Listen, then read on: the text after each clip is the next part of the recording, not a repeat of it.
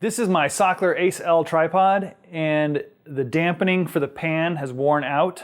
This is on setting 3, and it is loosey-goosey. I use this tripod, I've had it for a few years. I use it for one of my other channels, and it does a lot of panning, and it's finally worn out.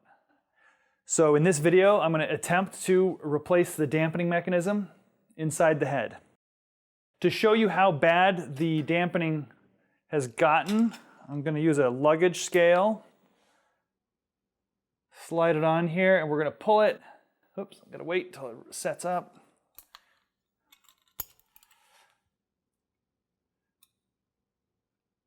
I'm going to pull it, and it looks like it's 0.28, so a quarter pound of force to move it. What I'm going to do now is I'm going to take this Ace L head off, and I'm going to put on another Ace head, and we're going to see what a relatively fresh head looks like, what the force is. Okay, this is an Ace M, and I'm going to put my luggage scale on here. I'm going to zero it out. I've got it set up at the same, it's on 3, the same level, should be pretty close. And this one takes 0.44, so almost a half a pound of force to pull it. These are the tools you'll need to replace the pan dampener in the head.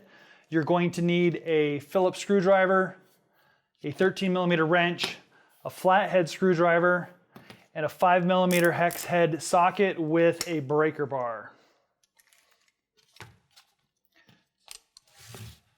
We first take off this stem.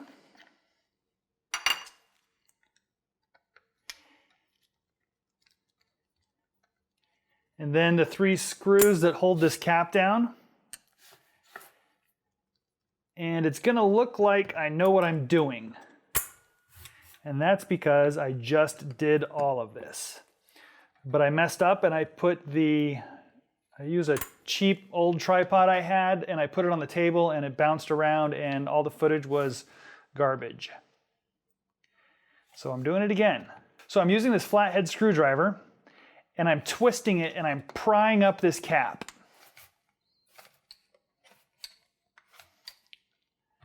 Gently prying it up. In the schematic, there's no springs to worry about, but there are 4 pins.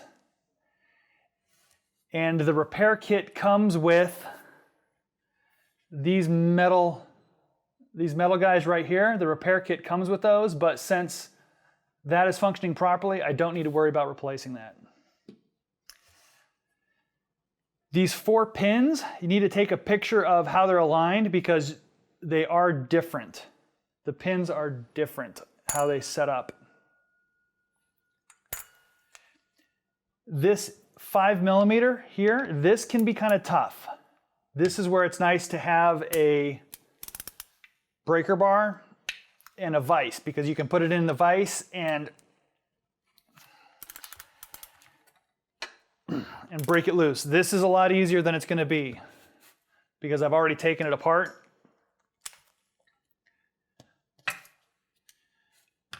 It's going to be a lot harder when you do it, but it can be done if you have a nice long breaker bar. So that screw comes out. And then there's this washer.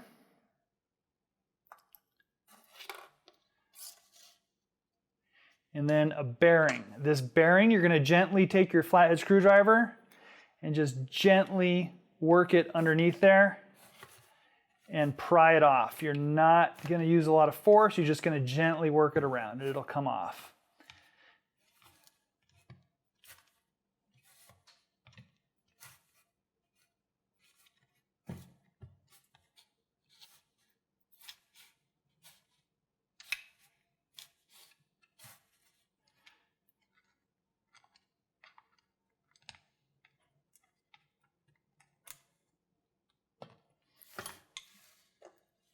Now we've got what I believe is a spacer and a washer, or a shim and a washer.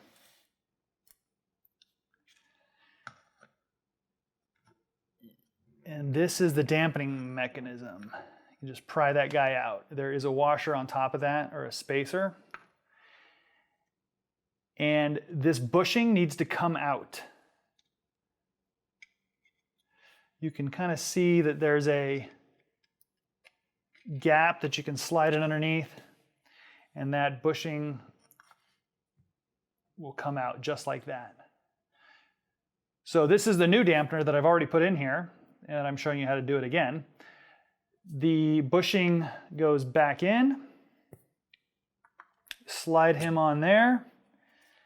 Take your spacer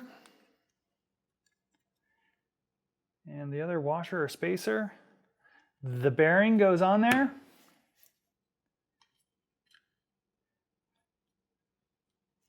That guy goes there.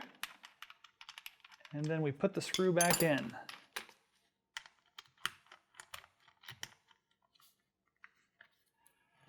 Now, I don't know what the torque setting is on this. I'm sure it's a lot. But I do not have a vise, and I don't know what the torque setting is. So just kind of, I think just get it tight. We're going to place our pins back in here.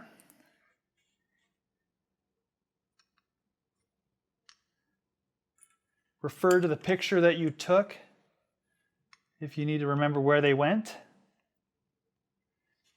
Now, this is the tricky part. You need to, when you're putting this cover back on, you need to line it up with these holes here and with a setting on the dampener. So I think I left it on 0. So I'm going to take this and line this up with the pins so it lands on 0, and then you should be able to twist it so it doesn't twist, so I did it wrong. So let me flip it around. There we go. And now it spins. Okay. Smush that down on there.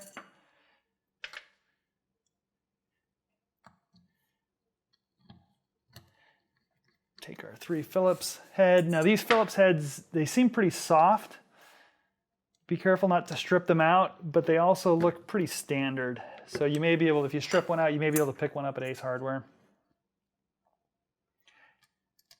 You need to be very careful with that hex head or that Allen head screw inside there, because that's, I didn't see a part number on the official website. And it doesn't look like something you can pick up at Ace Hardware. You may be able to, but I don't know.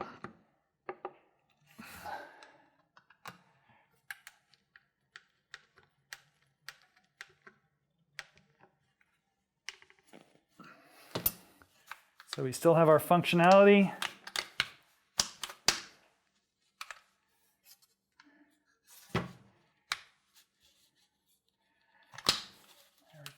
There we go. And now put this guy back on.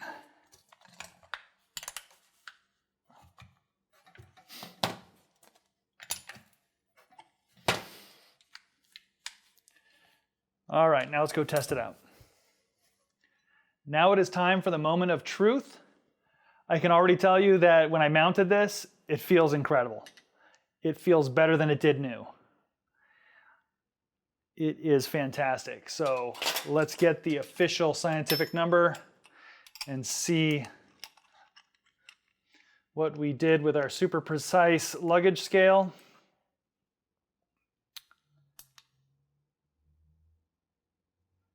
Zero it out.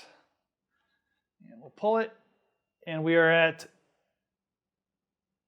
wow, 1.58. 1.58. That is over 1.25 pounds more than what it was. That is fantastic. It feels incredible. And it makes me wonder if that Ace M head is at 0.44. That's probably worn out as well, just not as bad as this guy was. The parts were $100 from the official Vitek store. I'll put a link in the description on where you can pick those guys up. If you have any questions on how to do this, leave those in the comments. I think the only problem was that 5mm guy. It took me a while to figure it out. On camera, you saw me do it pretty easy with the breaker bar. but it was a little bit tough. That thing is in there tight, and you want to make sure you're using a good 5mm Allen head socket because it needs to be precise. You don't want to strip that head out. If you have any suggestions on how to do it better, if you know that specific torque setting for what that screw is, put that in the comments. I'd appreciate that. Hope you found the video useful. Have a great day.